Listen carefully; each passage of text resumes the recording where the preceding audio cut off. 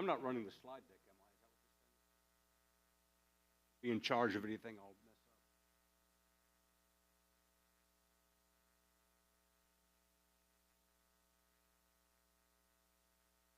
up. I do too.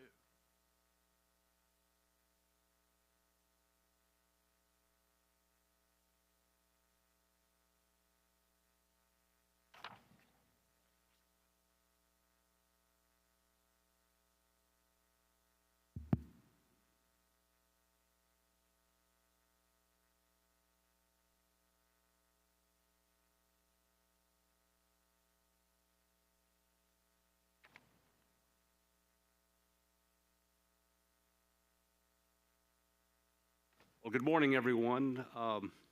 Welcome to the 13th public hearing of the Public Buildings Reform Board. We appreciate your time and interest in attending virtually and in person.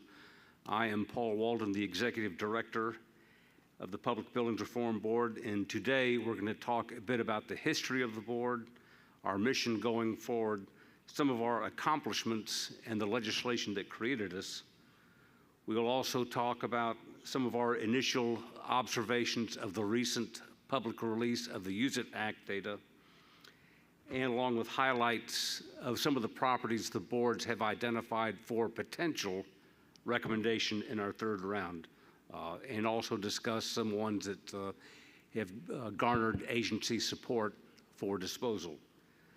Just some administrative notes. We have a very strict timeline, so I will try to keep us on target with time.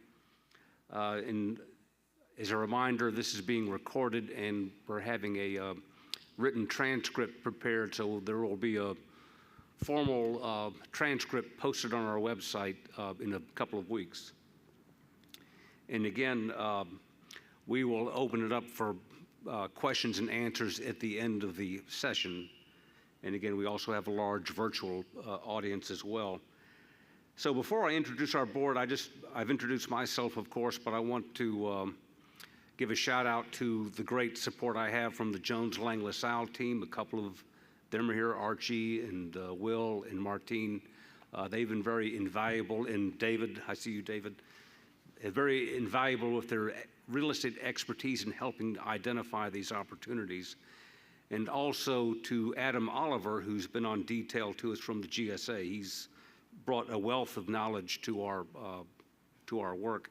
And of course, my Alito support team in the back, Siri and Gail, they've been very invaluable in making sure I keep us on track with everything. So thank you to my contract support team and detail support team. So with that, I'd like to introduce our board members.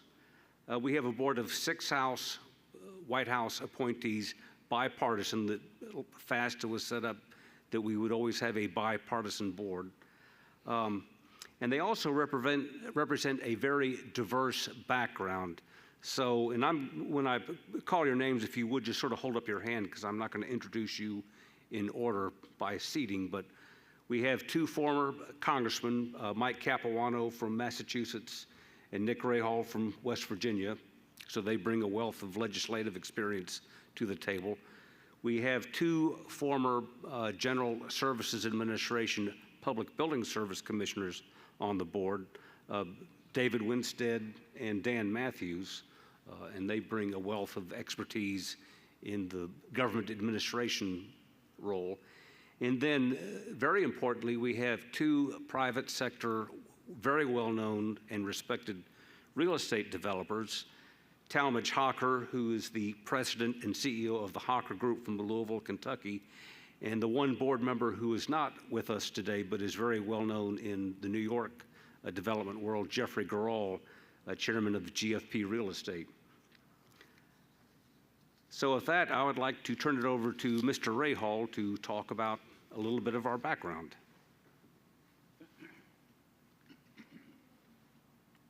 Thank you, Paul. Throughout our work on the PBRB, we've noticed the same issues cropping up time and time and time and time again. The lights are on, but nobody's home. The federal inventory of office space is open for employees, but the vast majority of federal office space remains vastly underutilized. This means that taxpayers are paying enormous sums to provide for the few who do come to work. Our board found that a nearly 70% decrease in occupancy in a study of selected properties in the Washington, D.C. area in 2023. American taxpayers are paying a premium market rate rent for agencies to be housed in spaces that are definitely not premium spaces. The federal buildings that the PBRB has toured are in poor repair, are in need of extensive capital investment, and cannot possibly be serving the best interests of the agencies they house. The capital liability of all the deferred maintenance is enormous. I repeat, the deferred maintenance is enormous. Capital liabilities accrue to the taxpayer. This means that although taxpayers are paying market prices, market rates for space, the market rates are not being spent to maintain and adequately maintain the spaces. The bottom line is that the system is working against the American taxpayer. The maintenance backlog translates into unhealthy and sometimes unsafe work environments for our federal employees. The board learned about antiquated air handling systems from the 1940s, still being pressed into service. We found leaking roofs, unsafe elevators, and flooded basements. Congress cannot appropriate its way out of this maintenance backlog. This means that the inventory needs to be shrunk so that tax dollars can be invested in properties where employees are actually coming to work. Our recommendations of property divestment will realize tangible gains in federal portfolio efficiencies and make sale proceeds available to land holding agencies for additional space consolidations and dispositions. Furthermore, these transactions add to local municipality tax rolls and oftentimes serve as an activation catalyst for the surrounding submarket. The Public Buildings Reform Board is not a part of DOGE nor a part of the General Service Administration. We are an independent agency created by Congress because Congress saw the problem and they were not confident that the normal system actually put underutilized properties into a disposal pipeline. So they wanted an outside set of eyes to look at the federal inventory and make sound financial assessments and judgments about those properties, and then recommend to the highest level of the government, who could then decide in an up or down way whether or not to accept the recommendations.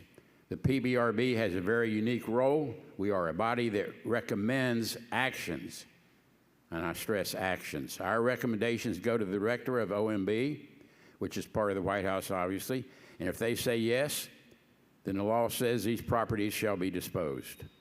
Once our recommendations are approved, then the agency that has control over these properties actually has to implement those recommendations. So in practice, most of the properties that Congress has asked us to look at are controlled by the GSA. So they're the entity in most cases that will actually be running the disposal and relocating the tenants to some other buildings based upon our recommendations. There are two key criteria that we're using to screen federal properties. One is occupancy, and the other is capital liabilities for deferred maintenance. If they have low occupancies and they take a lot of money to bring back up to functional Class A space, it's on our radar screen, and we're looking to recommend that the government get rid of it. The government does not appropriate enough money to renovate all the buildings that the government owns. The GSA inventory averages over 50 years in age.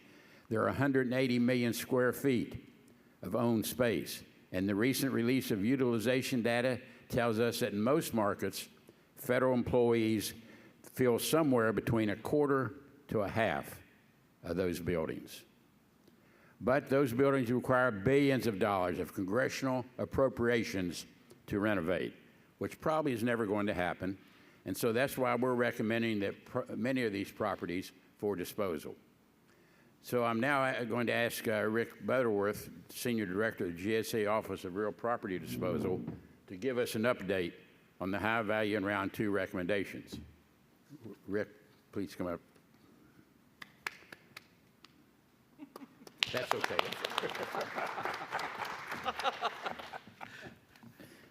To clap or not to clap? Oh, what a beautiful morning. Oh, what a beautiful day. I've got a beautiful feeling. Everything could go our way. It's hard for me to miss this opportunity to sing in this beautiful space. It's one of the shows I saw here, and I thought that would be slightly more appropriate than whatever Lola wants, Lola gets. So just briefly, I want to just briefly go over where we are with the properties that were on the round 2 recommendation list. You'll see from the slide, most of them are still in work. We've done 2 dispositions, one of River Road, which was a federal-to-federal transfer to the Coast Guard, who had a mission need for that, which provided $14 million to the federal building, to the asset proceeds account. And then public sale of the 7th and D, which is the GSA Regional Office Building, which brought in $24.26 million. The rest on the list are all in various stages due to the need to move tenants out of those spaces. So you'll see the proposed relocation dates for most of the remainder, and they're out. The earliest is 28. The rest are in 29.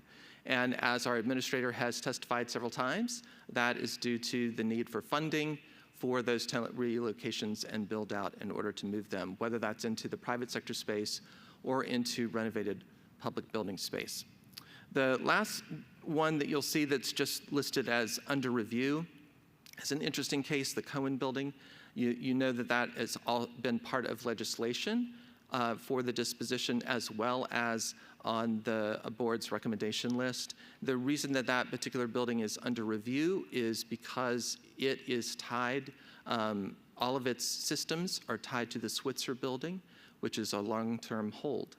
And it's extremely expensive to replicate or sever those utilities.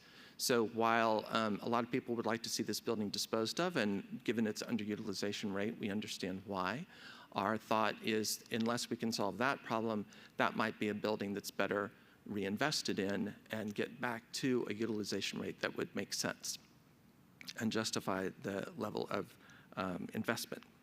So other than that, that is the update. Thank you, Richard. I don't know if there's anything else that you'd like, but I'm here, so I guess I will be responding to questions as well.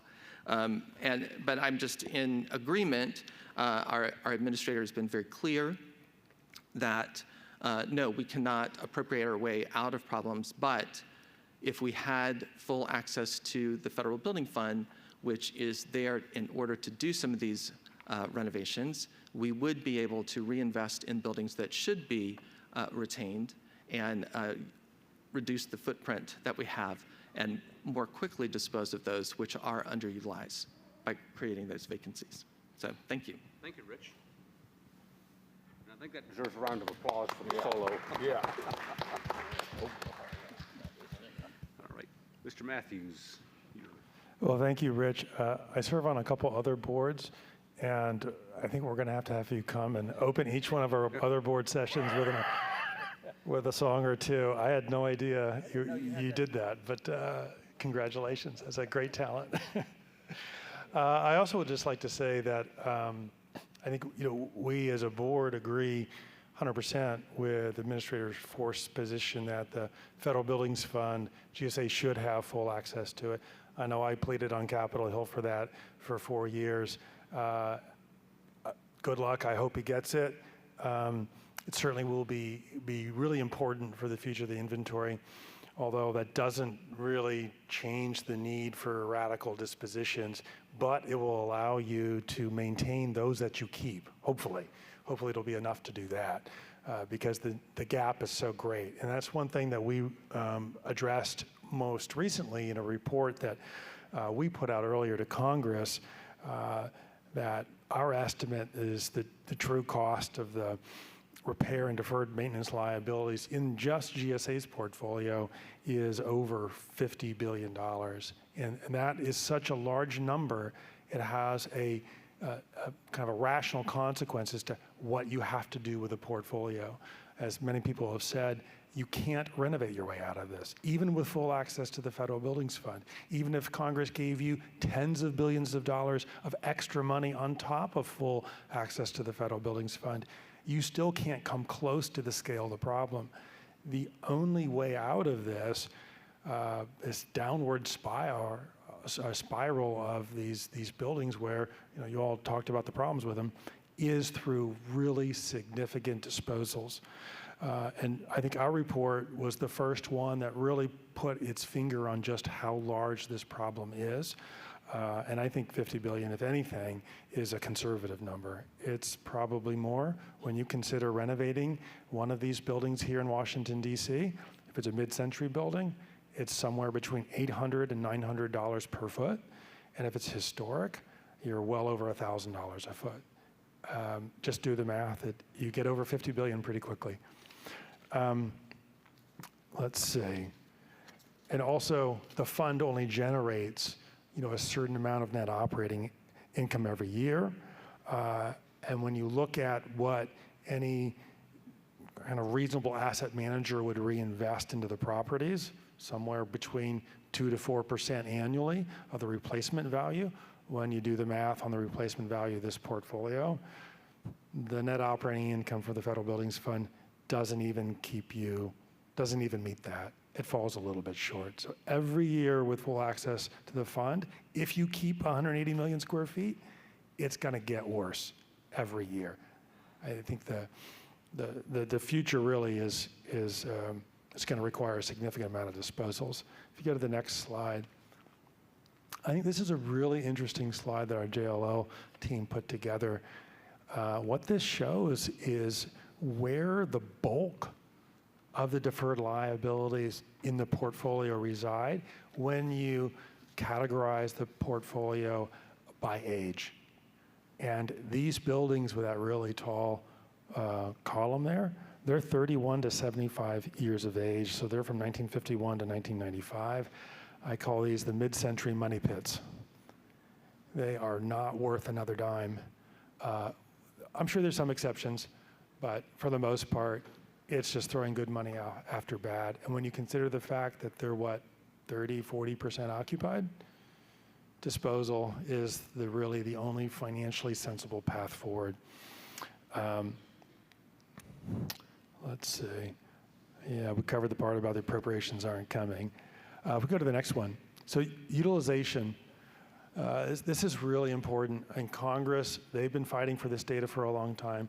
When I was commissioner, I fought for this data for a long time because you need two pieces of information to make a rational choice. How is the building necessary? Like, do you need it? Are you using it?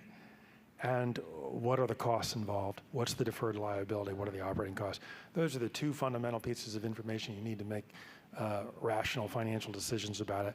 And so the Use It Act, which Congress passed in 2024, required the collection of utilization data and the report of it.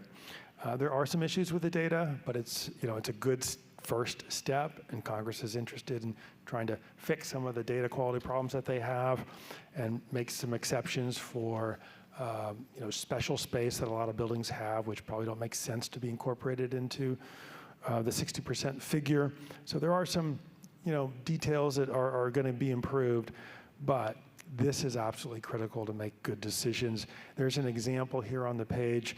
It's the Adabo Federal Building in Jamaica, Queens, 800,000 square feet. So when you're looking at that and you're thinking, okay, well, it's also one of those mid-century money pits. Maybe we should go get another one. But if you think you need 800,000 square feet to replace that building, number one, the cost goes through the roof to do that. And the available space in Jamaica, Queens of 800,000 square foot block of space, you can't find it. So you're kind of trapped into this building. But when you look at the utilization data, that's not the issue. That's not what you need at all. It was 13.5% utilized. You probably only need 100 to 200,000 square feet of space. That's much more achievable in that market. and you put a 20-year firm term lease on the table, they'll probably cover 100% of your move costs. So you don't even need any money up front. You can get out. It's in a valuable location. It could be repurposed to something else. That's really a path forward all over the place. If you go to the next, oh, great, thank you. So again, in March 2026, GSA made the utilization data available to the public.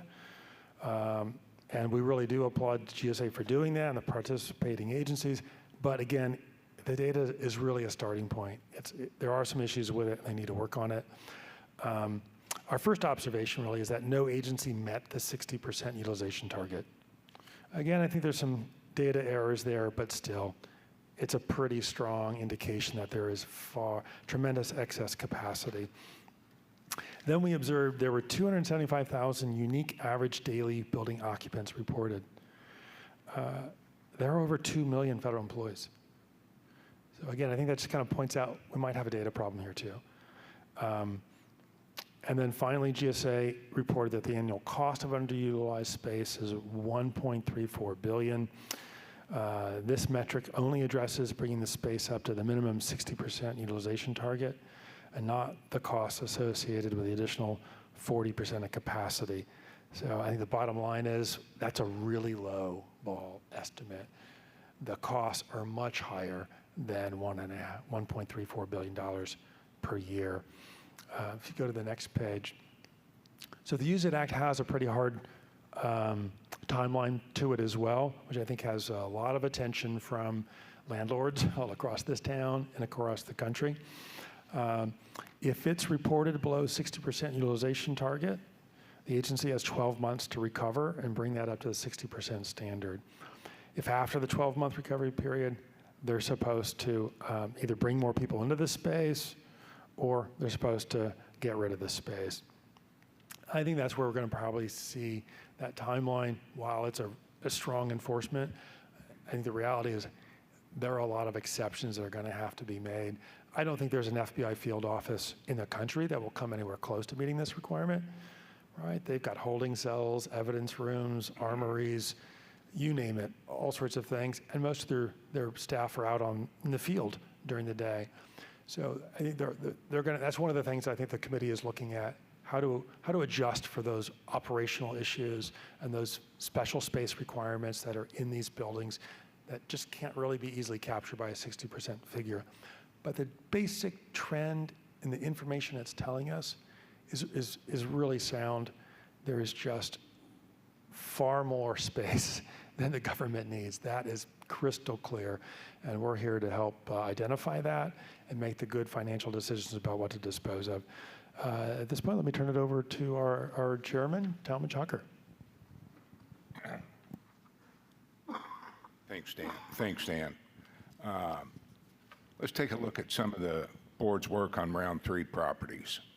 While assessing the federal portfolio, the board discovered a handful of properties that attracted immediate interest and would maximize their sale proceeds potential through timely disposition. To date, we have received 8 letters of interest on round 3 properties. The board partnered with respective landholding agencies to gain their immediate support. Now, some of these landholding agencies are like the Department of Interior, the VA, NOAA, Ag. So there's a number of these landholding agencies that we do work with. So NOAA's National Weather Service in Sterling, did y'all change the, yeah, you did, in Sterling Field Support Center is extremely high valued opportunity. The board identified the surplus land at the site and reached out to NOAA to discuss the opportunity. It was determined through collaboration with NOAA that their mission functions could remain unimpacted with the disposal of a portion of their vacant land. As a round 3 recommendation, the sales proceeds would return to NOAA, or NOAA could get in-kind services from the buyer to repair and upgrade facilities in other locations. NOAA could also capitalize on this to reduce their footprint in some of their office locations to comply with the Use It Act requirements. We're still working with the attorneys to explore this. And please keep in mind, this is something we're just working on. It's not like we're ready to make a proposal. We're not ready to send this to Congress, but it is a property that we have identified that would be a real nice moneymaker for NOAA. So, next slide. Underutilized property sale. The Paul Wellstone Federal Building in Minneapolis is 38% unoccupied, vacant. The property. Hello. You're dead. I'm dead. Trade with Nick there, see if this works. The property is inefficient for modern office needs, given its significant amount of common area and circulation, a lot of open space. It's just totally inefficient. And we have received a letter of intent on this property seeking it because of its unique space, the openness, and the historical character. Disposition will eliminate operating and maintenance expenses, vacate space carrying costs, generate sales proceeds, and add a new property to the local tax rolls, which is also one of our goals, and that is to put a lot of this property into the private hands, private sector, so that the communities that we're in can receive ad valorem tax. Now, here's a couple of examples of redevelopment potential. Both the Franconia Building B warehouse and Columbia Plaza are in the process of being vacated. They provide desirable redevelopment potential. The Franconia presents advantageous industrial zoning and has proximity to power infrastructure for data center redevelopment. That would be amazing. Significantly driving up the transactable value. I mean, if we could do a data center there, it'd be amazing. Columbia Plaza is located in a desirable residential area and close to GW campus, making it a candidate for multifamily redevelopment.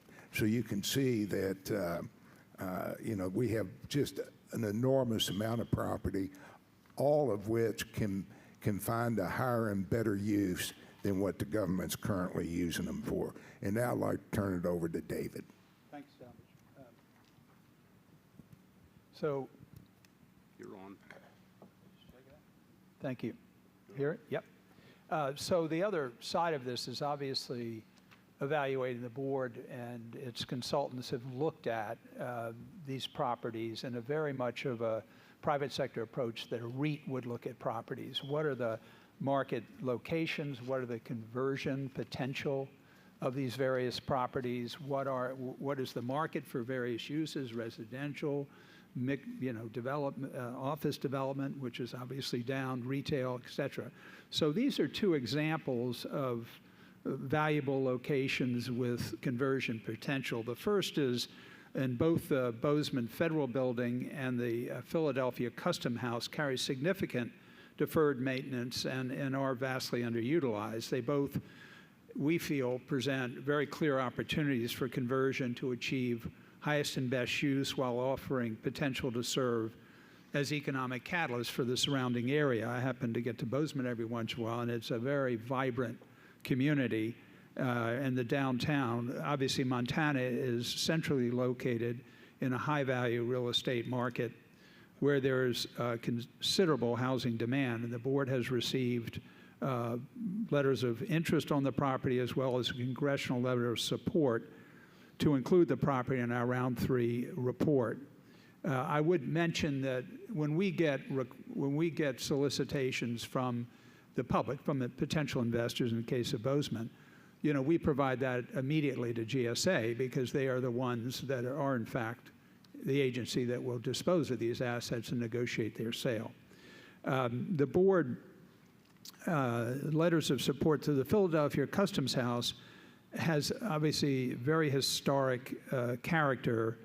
However, the deferred maintenance backlog combined with high vacancy and underutilization renders the property impractical for reinvestment given the limited availability of capital repair appropriations has been chatted about before. So the property attracts significant interest as a mixed-use museum and hotel. I would mention that GSA and the administrator is very much interested in preserving these courthouses, and there are mechanisms to deal with potential reuse and values created there, as well as not necessarily for the courthouses having title transfer, and we have several cases of that. Additional properties, is this the right one? Nope. Okay. Okay, apologize. Did you do the additional, did you do?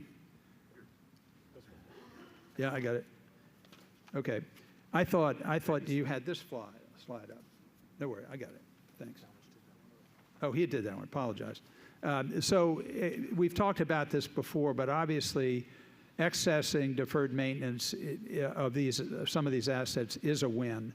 And the 3 Columbia, South Carolina properties seen here carry significant deferred maintenance liability in underutilization challenges. Pictures above, you have the Strom-Thurmond Federal Complex consisting of a multi-demand federal building tower and 2-story courthouses. And the buildings sit on the same parcel and share mechanical systems, which Rich Butterworth mentioned the difficulty that creates in looking at certain of these assets because they're tied together in terms of utility. But the courthouse is 100% vacant and is still maintained in condition to prevent future deterioration, all at a cost, obviously, to the federal taxpayer. So the federal tower carries about a 38% vacancy rate and only 18.5% utilization within the reported agencies across 42% of the building square footage. And the Matthew Perry parking deck located across the street rents only about 15% of its spaces to federal tenants. So combining these properties carry over $78 million in deferred maintenance liability, and Congress appropriations are not coming to modernize these facilities. So net present value savings are achieved through the elimination of operating costs and capital liabilities while leveraging the competitive commercial market and also lease market to relocate and to provide optimum federal housing for employees. So the next one is, okay, this is just a continued for underutilized properties, right? Got it. So I did this backwards, apologize. So this is a listing also, but Paul, we're not going to go through all of these, right? No, we don't really have time to go through each one. We're just trying to give, really the purpose of these public hearings is to tell the public this is the universe of properties we are considering. Here's your chance to provide any feedback or concerns about these. Great. So this is a listing and then potential taxpayer saving. The board has assessed, hold on here, I've got this all as a potential taxpayer saving. What have I done here? What? Oh, that's you, Mike. I'm transferring this to Mike. Take over, thanks. All right. There we go. I think that works. As you can see, in total, we continue our work on these 26 assets, which represent potential reduction of 7.3 million gross square feet, $706 million in deferred maintenance capabilities, capital liabilities, $50 million in annual operating expenses eliminated, and $1.2 billion in 30-year NPV savings. As the board continues its work on round 3, it has become clear that the properties requiring review are becoming more complex. This includes campuses such as the Beltsville Agricultural Research Center, the BARC, and the Denver Federal Center, the DFC, along with the densely populated federal district of Southwest DC. Expertise in planning is needed in identifying surplus, non-mission critical land for parcelization and sale, even the separation of federal facilities connected via tunnels and/or shared mechanical systems. We don't have to sell every square inch of every piece of property we own. We can cut some of these up. The Denver Federal Center is a 561-acre campus with immense operational expenses. At a minimum, through additional disposal planning, developable surplus land parcels can be identified for sale. Physical site improvements, such as selective demolition or environmental cleanup, would increase potential sales proceeds. Further work on entitlement improvements, such as changing zoning, increasing density limits, or securing municipal development approvals, would remove regulatory uncertainty and enhance potential sales proceeds. The bottom line is you will enhance the marketable value of presenting developers by presenting developers with clear investment opportunities instead of a collection of risks and unknowns. The board has assessed DC opportunities through its various rounds of recommendations, identifying the Forest Hall building, the Cohen building, and 7th and D, as you've heard, for disposition on round 2. To date, only the 7th and D property is sold, while others two have yet to move forward in a real sense of the word. The board has continued assessing Southwest DC properties over the past year. However, we have thus far refrained from making any additional disposal recommendations. Our analysis shows that absent an identified anchor tenant for Southwest, the market is not ready to absorb all of this additional square footage. GSA continues announcing planned disposals, including Agriculture South and the Weaver Building and the Hoover Building and the Roosevelt Buildings. However, the board believes proceeding with these additional disposal actions, absent an entity that can lead Southwest disposal planning and development, will not maximize taxpayer returns. As it stands, without a comprehensive district development plan, underwriters are not willing to assume the risk and the unknowns for these properties, which is why selling the properties piecemeal won't work. An entity can lead disposition and redevelopment planning, helping to attract an anchor tenant and ensuring the proper phasing occurs to bring the right properties to the market at the right time. Both the neighboring Navy Yard District and the Pennsylvania Ave Development Corporation represent local examples of where a master plan helped to catalyze private investments, and their successes bear repeating. The PBRB is currently set to sunset at the end of 2026. We continue working towards submission of our full list of round 3 property disposal recommendations. We continue our outreach and notice to local stakeholders and municipalities in accordance with FASTA mandates. The unique role of the PBRB to bring private sector expertise and market-driven principles to the world of public portfolio management will continue reaping benefits and bottom-line savings to the taxpayers. Our round 3 work alone has already produced, as you've heard, 8 unsolicited letters of interest from parties interested in acquiring federal assets. And I want to underline the word unsolicited. This proves we're digging in the right spots and knocking on the right doors. Our analysis of utilization data has only just begun and can be immensely impactful in providing recommendations for additional consolidations and dispositions to help federal agencies meet the 60% use it mandate.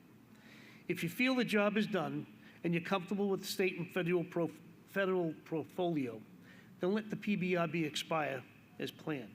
However, if you believe, as we do, that more work remains and taxpayer savings can still be reaped, we're happy to continue serving the American people.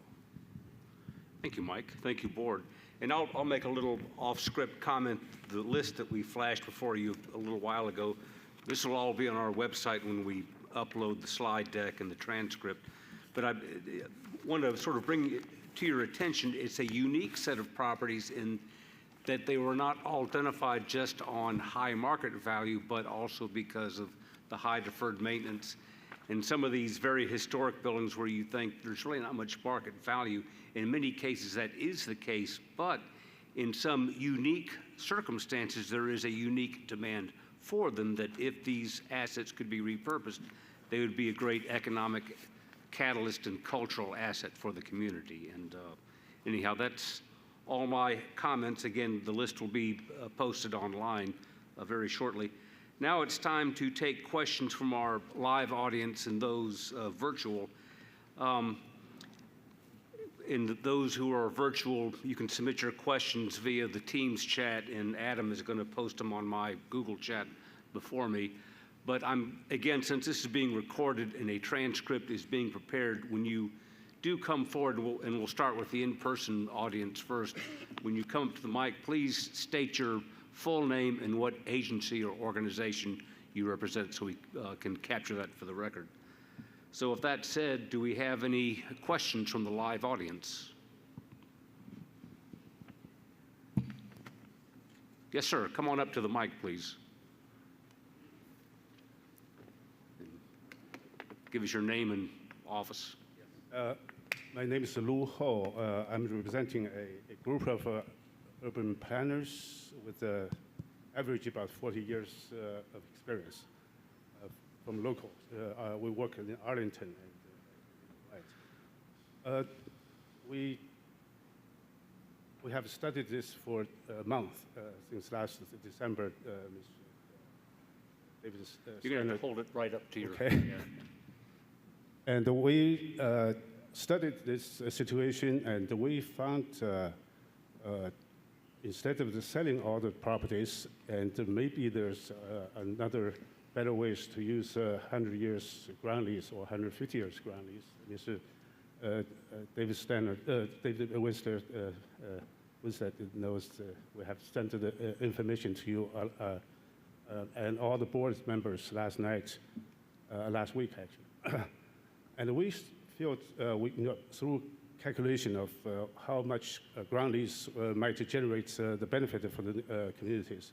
So we advise or suggest to the board to consider, rather than just how much the American taxpayers are saved, but also we can consider how much the American taxpayer can gain from these properties, especially in the central areas like in DC, because this area the property is worth so much. And as our team members, Jim Snyder, always say,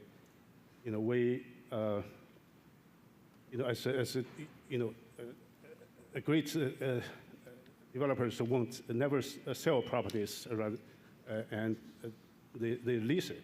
So if we can use the leasing 100 years, long-term lease, it's 100 years or 150 years, and that can generate a lot of benefits to the taxpayers. And this can be a good model, not for DC, but also for nationwide, all the federal properties,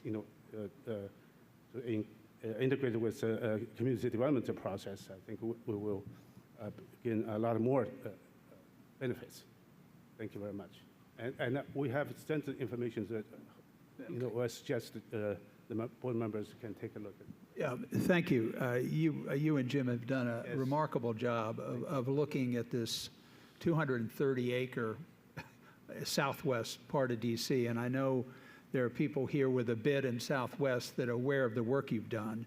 The board has received it. We've received some updates recently, and the concept of looking at 230 and the various utilizations is very important. I think, as you know and Jim knows, it largely falls with NCPC, who is closely with GSA, and the new administrator now is working with the city and looking at what kind of master plan is appropriate.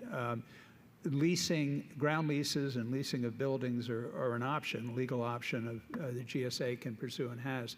So that, they will evaluate that as well. I think yesterday, ULI had one of their councils, Urban Land Institute, got together, their transit-oriented development council, to look at Nina Albert, who's the deputy mayor for economic development, where the city was speaking, and various other people.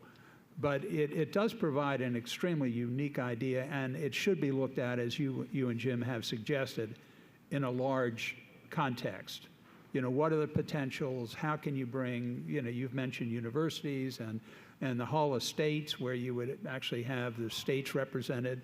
A lot of it is very good ideas, and we appreciate that. One thing that came out of the conversation at ULI, which was very interesting, the L'Enfant Metro Station is the only station, 120 miles of the Metro system, where every branch of Metro arrives. Think about that. You're sitting there with 230 acres. Right in the middle of it is the most mobile metro station in the National Capital Region. So you can go from, from north of Rockville to L'Enfant. You can go from southern Virginia to L'Enfant. You can go from Prince George's County to L'Enfant. So and it also has commuter rail. It has VRE and MARC commuter rail from Maryland. Amtrak goes through there. It's a remarkable opportunity. So thank you for the work you've done. I mean, your background and Jim's with Arlington County. Arlington County has been one of the best counties in the country in terms of aggressive and good planning, balancing, transit-oriented development. And so we appreciate what you've done. And we, as you know, the district has it, the planning department, the district has it, NCP has it. So everybody is aware of your concept. Thanks. Thank you. Any other questions from, yes, ma'am. And please again state your name and your organization, please. Good morning. My name is Rian Alvin, and I'm the CEO of Bryn Mawr Early Education and Preschool, and we run Diplitots for the Department of State. And we are situated in the Columbia Plaza building. We have a really strong working relationship, obviously, with the State Department and other federal agencies. We have a lot of Department of Defense families who attend at Diplitots, and appreciative of this work. I just wanted to raise this in the context of the sale of Columbia Plaza. The State Department and GSA just finished a doubling of the center, so we just opened that space. We now are in close to 18,000 square feet within Columbia Plaza. We're serving the highest number of children we've ever served, close to 100 children birth to 5 and through school age. And it's been a really important component of the Back to Work initiatives where federal employees can get back in the office. And so with the rumors going around, we obviously have a lot of parents who are agitating and concerned. We have employees, and so we will continue to work closely with the State Department and the GSA, but I wanted to put that on the record and raise it. And I realize many of these buildings we look at have daycare centers, so Yeah. I realize that's a concern. Any comments from the board? Thank you. I want to say, I don't believe the State Department's thinking of relocating employees very far from there. I don't think they're looking at moving them to another location. So if that does go through, hopefully they wouldn't disrupt the proximity to Columbia Plaza. All right. Any other questions from the live audience? None? All right. Well, let me turn to the virtual questions here. The first question is from Sean Salai from the Washington Times. So what would you say, in summary, is your recommendation for addressing the fact that no federal agency currently meets the 60% occupancy requirement of the Use It Act? Do we just start shedding these buildings as the law suggests, or does there need to be a more comprehensive plan and more consolidation first?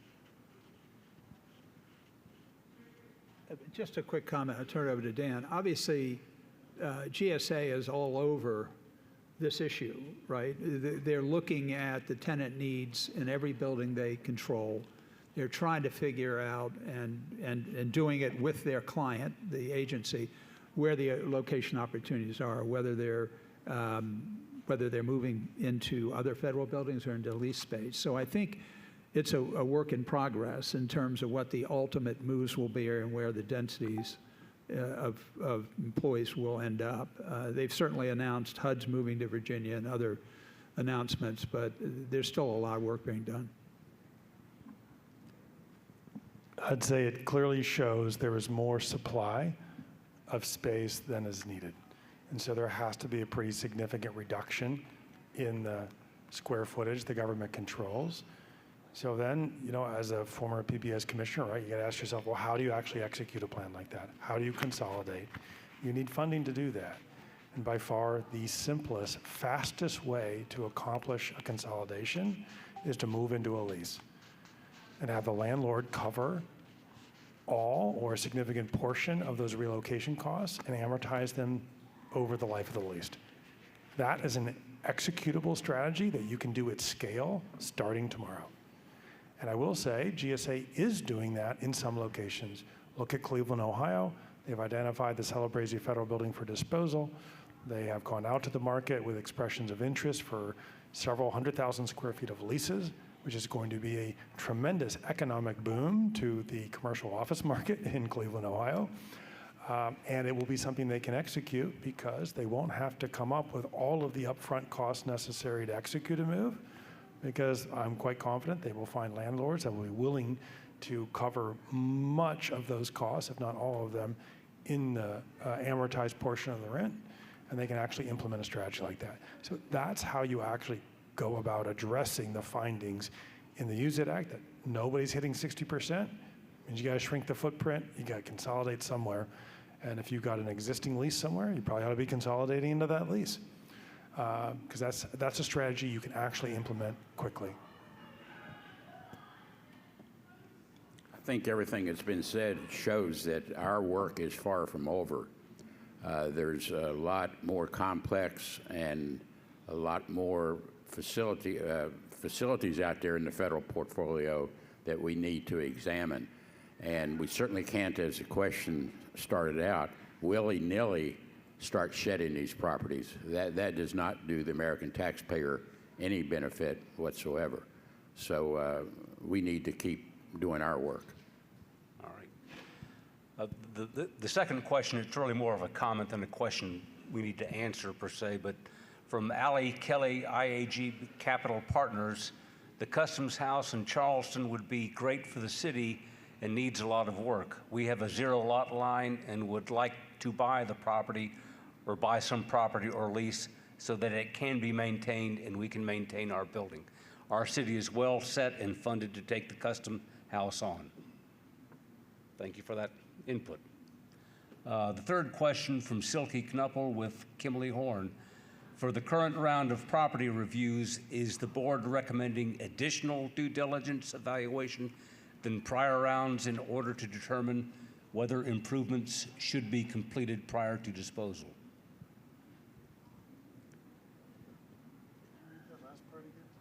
Are we recommending additional due diligence evaluation than in prior rounds in order to determine whether improvements should be completed prior to disposal? I don't think we're really recommending any improvements be made to the properties we're disposing of. Yeah, same protocol. I think one thing, I don't know if they're getting at this or not, but there may be situations where it makes sense for the federal government to take some steps, like demolition, for example.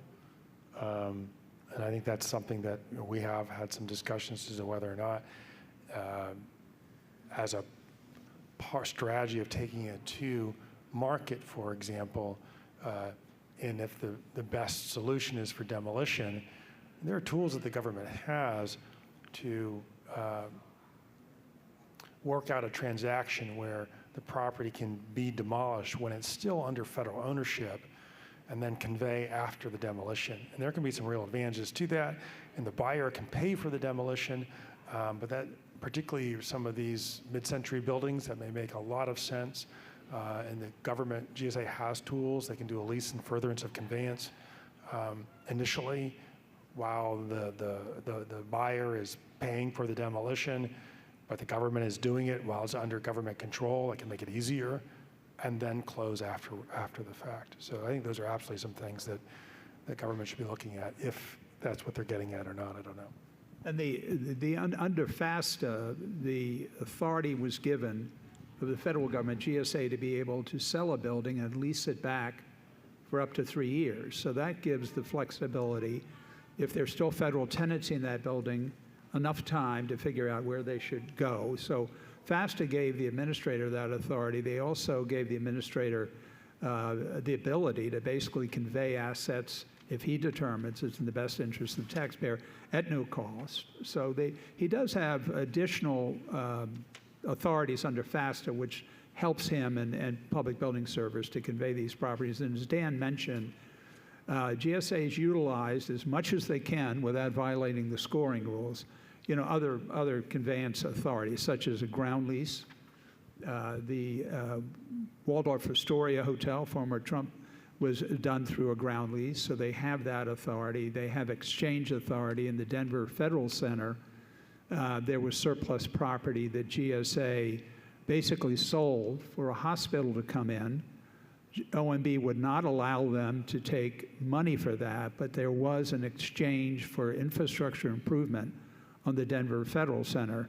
So there's P3 authorities that have not been used as much by GSA as they have with the VA and DOD, but there are other authorities about conveyance that GSA can use if it's justified. I can just follow up on what David said. I think it's really important. If you look at this slide, Rich, I just want to call it the slide that you had, Rich Butterworth, the dates that were listed on that slide for tenant relocation.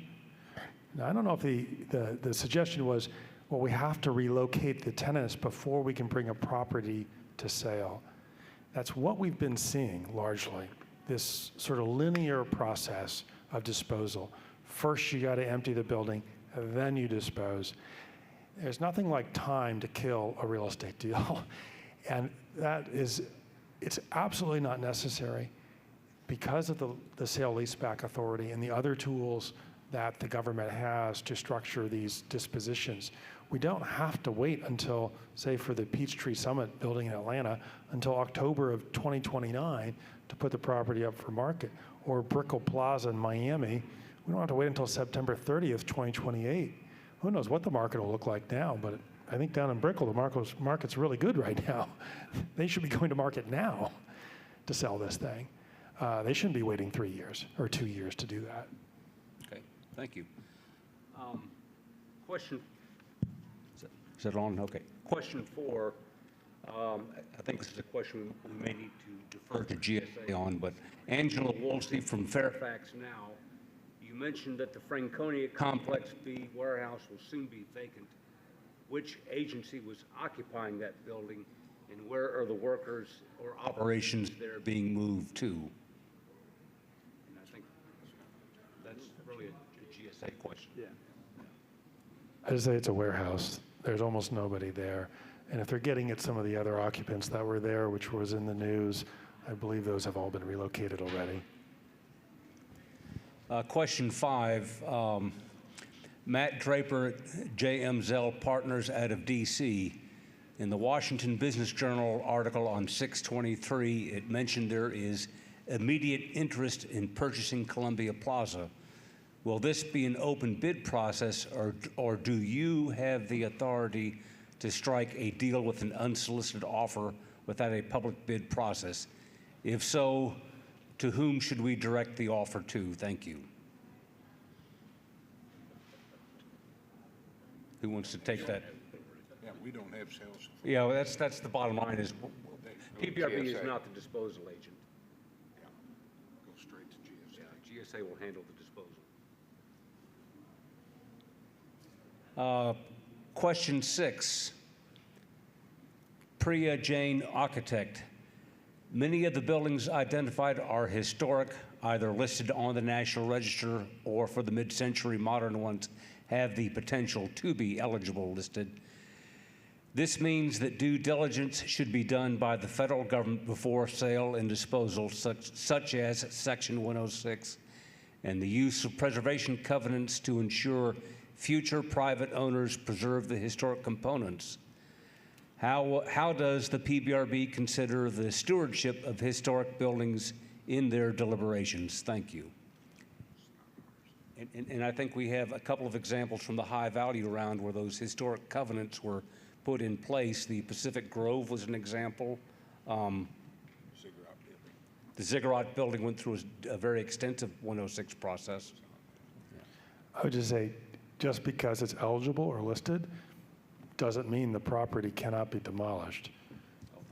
In Laguna Niguel, they went out to market with a covenant, no bidders. They removed the covenant, $175 million.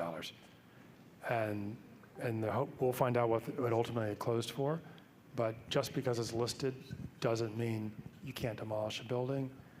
And I would also say, simply because it's historic, the notion that it has to be in federal ownership to protect it is absurd. You look at the properties, the old post office building, the federal government was a terrible steward of that property. The fact that it's now privately redeveloped, the historic character of it is much, much better cared for now. I think that's probably the case for a lot of these buildings. The federal government is not a good steward of these properties, and if it has, when it goes through the 106 process, if it's going to be preserved, covenants will be put on it. I think the sale of the old post office just recently, for example, the clock tower and the Benjamin Franklin statue, those have special covenants around them about the ownership and the protection, and that happens all the time. It is not a showstopper. I think that's a bit of a misnomer. Also, can you hear? Yeah. Also, GSA has excellent examples of dealing with federal historic buildings and doing remarkable renovation of them. St. Elizabeth is perhaps the best case. And after 9/11, with the creation of DHS, it was determined they had 40 locations around Washington, D.C. They had an empty former mental hospital in over at St. Elizabeth, and they have now totally renovated the St. Elizabeth building, and they've also built a very modern glass office building for another subsidiary of DHS right on the campus. So they're great examples of GSA dealing with historic properties, preserving, and St. Elizabeth, literally, the facade was preserved, the entire inside of the building was rebuilt. So you had basically a Class A interior office building with an historic facade. So they have great experience dealing with the 106 process on the local level, given the asset and where it's located. They're also, the commissioner of GSA sits on the Federal Advisory Council for Historic Preservation, and that's a federal agency that has historic preservation experts, lawyers, and others that GSA sits on, and so they can get a lot of ideas through them. Lastly, Section 111 of the Historic Preservation Act gives GSA the authority to lease out an historic building. So you could lease out an historic building and renovate it in the way they did with St. Elizabeth. A private sector entity could do that. Thank you. Question 7, Katrina Newsom, Fairfax County, Virginia. What additional opportunities will there be to provide comments on the proposed properties and remarks made during the presentation? Although, is there a specific person we can talk to about the Franconia building? The first part, you can, if you have any comments, you can send them to me. What's our email? fast2info@pbrb.gov or paul.walden@pbrb.gov, and we'll gladly look at your comments on the properties. The second part, or the answer to the second part, Katrina, I assume Adam has your email address from the chat. We can put you in touch with the right people at GSA. Thanks for the question. Question 8, this is Grant Welker at the Boston Business Journal. Is it possible to hear more about occupancy and utilization rates at the McCormick Federal Building in Boston? And are there notable tenants in addition to the EPA? Thank you. Grant, I'd have to get back to you. I don't recall the stats offhand. I don't have the quad chart in front of me. So if I could, Grant, let me get back to you on that question. My memory, we've looked at 40 plus buildings. I can't remember the exact stats on each of them. I think that's all we have for the virtual questions, right? Adam, anyone else come in? And you've got their email addresses through the Google Meets, don't you? Yeah. Okay. Yes, sir. Yes, sir. You had a question? Please come to the mic. Hi there. Thanks for doing this. I'm Jonathan with CoStar News. 2 questions for you.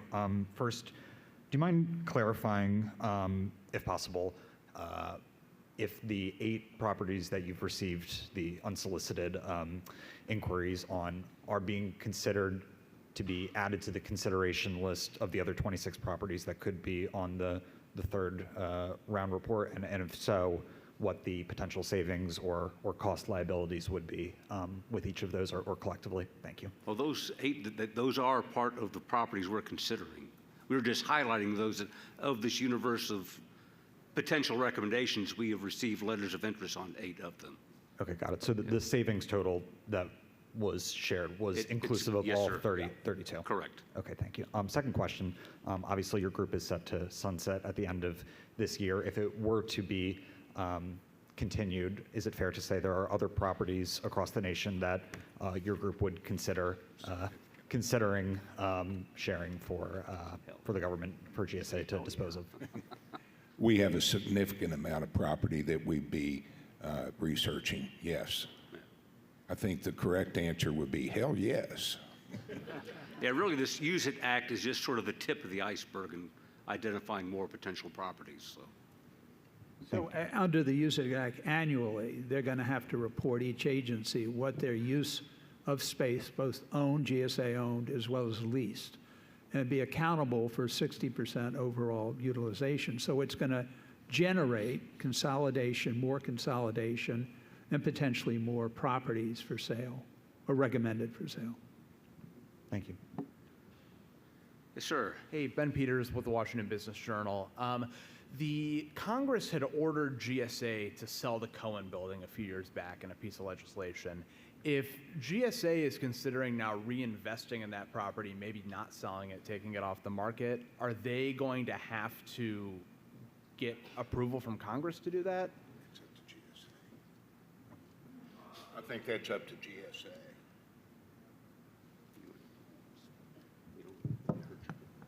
Go ahead. I would just say if they want to invest money in it, Congress will have to approve the investments, because you can't do anything of substance at Cohen without hundreds and hundreds of millions of dollars, because that's how bad a shape it's in. So that absolutely would require appropriations and authorization. So effectively, Congress would have to reverse itself. Got it. Thank you. Thank you, Ben. Ben, I do think that a couple of properties that Cohen, you probably know this, but I think there's also interest in terms of the constraint on Capitol Hill in terms of space. So that's something that could develop. I don't know whether GSA is considering that, but I do know the architect of the Capitol has looked at the Cohen and other buildings. Hi, Emily Wishengrad, DC reporter for BizNow. We've already seen over If you could speak directly to the mic, Yeah. please. Thank you. Emily Wishengrad, DC reporter for BizNow.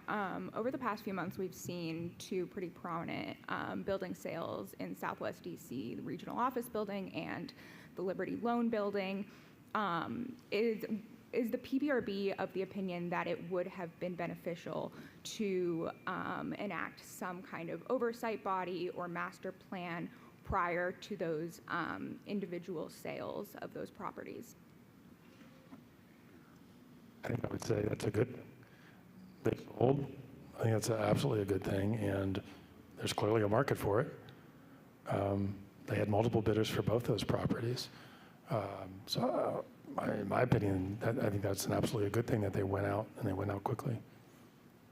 And the board, through all of its reports and rounds, has really stressed the importance of moving properties quicker and engaging with the private sector through the brokerage function. So I think the administrator did the right thing in pushing those. I will say that there is currently, and obviously GSA is involved, DC is involved, NCPC is involved, to your point, a lot of work being going into the concept of looking at the 230 acres in a master planning vision for the reasons of what are the uses, should there sectors, she talked about this the other day, Nina Albert talked about Southwest and how there's certain quadrants of it that are more receptive for certain uses, federal footprint on one, mixed use, residential. In the case of those two assets, 7th and D is going to be converted into apartment building. It's going to be challenging. But that, the city's looking for housing in Southwest. There is very little. So that's potentially a benefit. This developer that purchased it through GSA is now going to be developing it for housing. In the case of Liberty Loan, it's got one of the best views in town, right? It could either be a commercial hotel, it could be residential. So there's current demand for those assets, which do distinguish them a little bit from some of the larger buildings that have to be dealt with, for example, the Department of Agriculture. But a master plan, I know that GSA is very involved in those discussions right now with NCPC and the district. Thank you. Any other questions from the live or virtual audience? Adam, did we? Okay.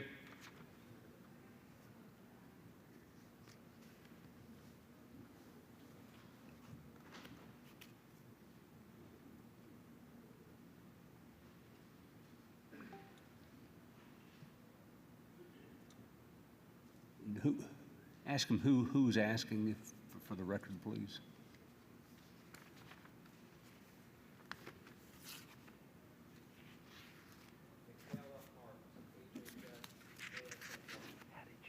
Michaela Hart asks, do you know when you expect to submit your recommendations to OMB for the properties that were discussed in the January 29th, 2026 PBRB meeting? Yeah, well, that public hearing we had in Charleston, that's part of the universe of properties we discussed today. So the plan is to get it, per the legislation, it has to be approved by OMB before we sunset in December. So there's sort of like a 90-day review period with us and OMB. So, you know, we're hoping to get the formal recommendations over to OMB early September timeframe. Anything you all want to add to that? Okay. No one else from the, anyone else from the audience? All right. Well, this will conclude our public hearing. Thank you again for your time and attendance and interest. And again, please contact us if you have any questions. Please visit our website, pbrb.gov, and we'll be happy to answer any questions or concerns you have. Thank you.